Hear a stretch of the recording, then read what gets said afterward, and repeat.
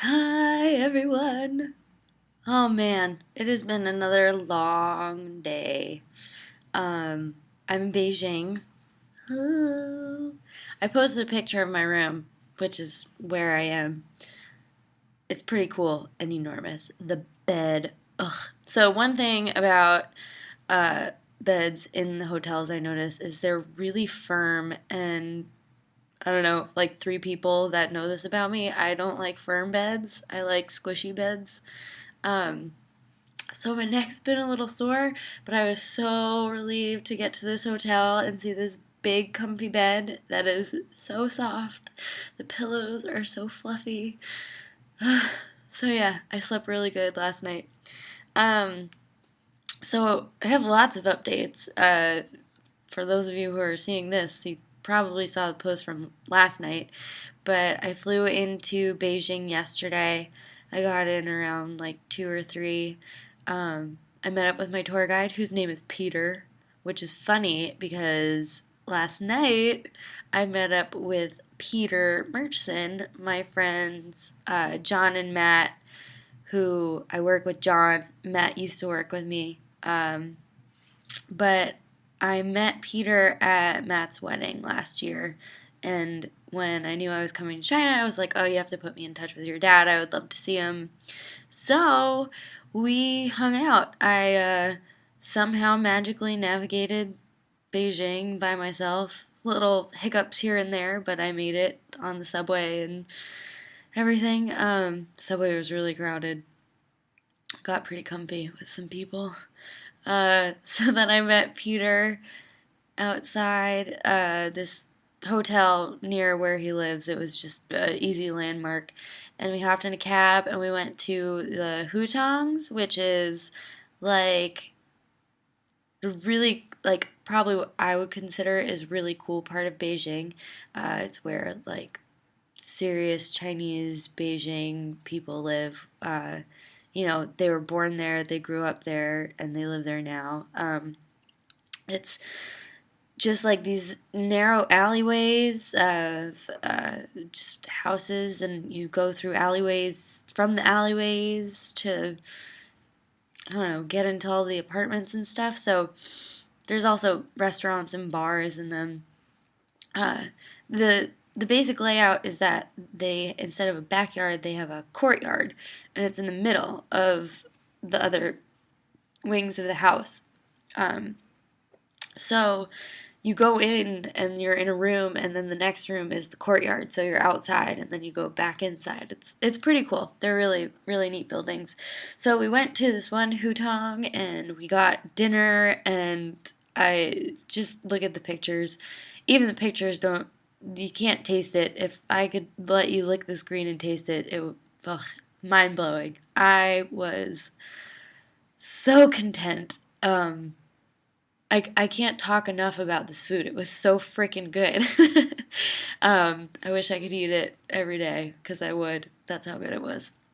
Um, One of my favorite parts was these peanuts that were like so good and savory. And Peter described them as the perfect bar food. And I told him I wish I had a recipe because I would make bags of this and bring it to bars with me because they were so good as like a little munchy food.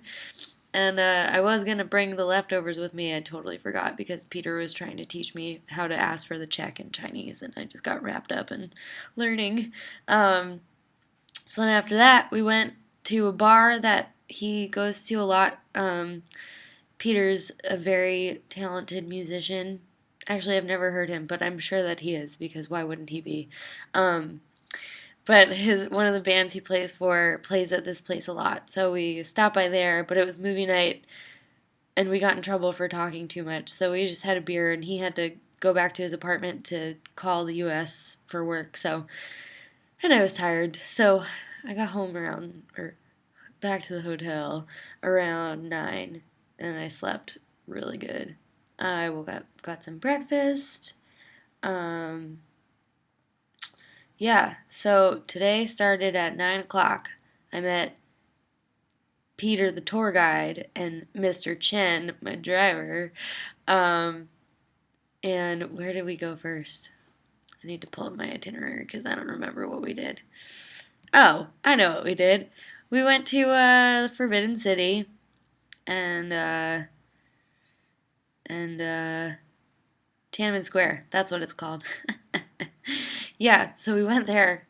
First of all, it was like 9 in the morning and it was already 90 degrees. And stupid me, Miss New York, wore jeans and a black shirt, and just sweat uh, out of every pore in my body. It was gross. Um, I had my nice new hat that I just sweat through. It probably smells so bad. Um, so yeah, so we saw Tiananmen Square, and that was pretty cool. Buildings and tower, and picture of Mao. I think.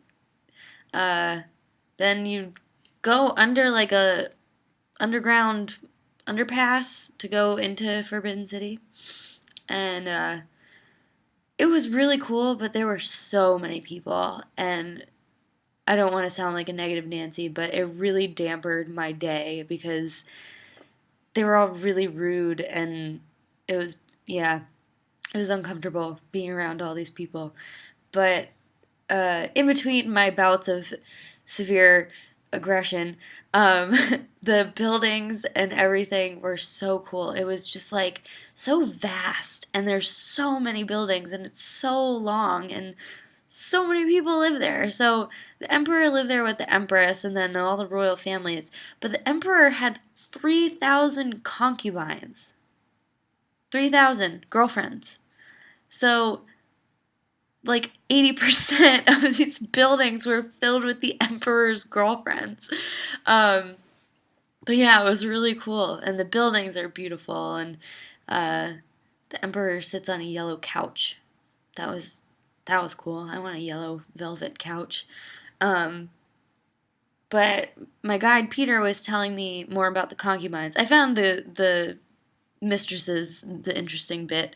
Um, when the oldest emperor, dies, all the concubines that didn't produce any children for him have to be sacrificed to die with him. And it sounds really like bummer and stuff, but the way they looked at it was that even when you die, your life isn't over. So they told the girls that because they haven't produced children now doesn't mean they can't produce them in the future. So they go with their emperor into their other life and supposedly produce children there for him, which I thought was pretty interesting. I mean, if I was a brainwashed concubine, I'd probably think that was a great reason to die. But yeah, and they killed them by giving them like a really nice meal, and then they gave them this beautiful silk scarf that they wrapped around their neck, and then you know choked them with it. So all the concubines who didn't produce any children just died together to go be with an old emperor in another life. Love will do crazy things to people, apparently. So, that's what I learned there. So we finished that. Then after that, we went to more hutongs. Hutongs are like the coolest part about Beijing. It's like the biggest historical part of them, and it's full of all people. So it's kind of a big deal. So, and there's a lot. There's like a lot of them. So I knew I probably wouldn't go to the same place I went last night. Um, but yeah, I took. So we got to the hutongs. Little did I know I was going on a rickshaw tour. Um, I'm not really into rickshaws. I'm not really into people pulling me around when I could easily walk myself or ride my own bike. But they just threw me into it. And the tour guide, so there was a guy riding like bicycling me around, but then the tour guide rode a bicycle next to the rickshaw. It was oh god, it was like kind of embarrassing, but whatever. So we rode around and we saw some of the hutongs, and then we stopped at like one of the doorways to the hutongs, and I learned all about the history of the hutongs, which is pretty cool. And he even said, so if someone asks you what a hutong is, you'll tell them what, and this is what I'll tell you. Hutong means, I think, something along the lines of water well. And so the hutongs are built on top of the water wells, and that's why there's like all these winding streets and alleyways. Um, and so again, they have it's the layout with the courtyard in the middle, and then the different buildings. Um, like one is for the parents, one is for the boys, one is for the girls. The buildings, that is. Um, and so we're standing outside the door. The doors are really cool. They're all, they have the cool door knockers and everything. But the one particular door we were standing in front of had four pillars in the top with Chinese characters, something along the lines of happiness, longevity, etc.